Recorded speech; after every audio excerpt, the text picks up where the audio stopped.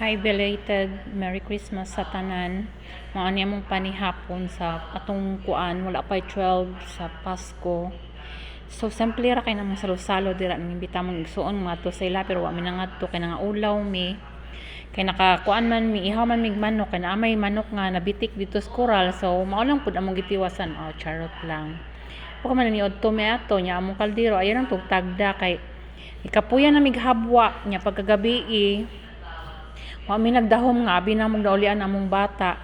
So pagkabuntag kay wala lagi mimit tarong tulog no. So gidala na gyud namo si bibi sa hospital kay naghagal naman og maayo niya ang kalintura balik-balik ba.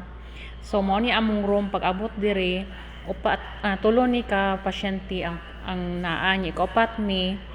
So pag kuan mo dire nag-anam po sila panguli. So dito na mi dire karon sa ospital. So kami lang gyapon isa murag nami sa kuan ba semi-private maunta mi pero wala narami sa ward.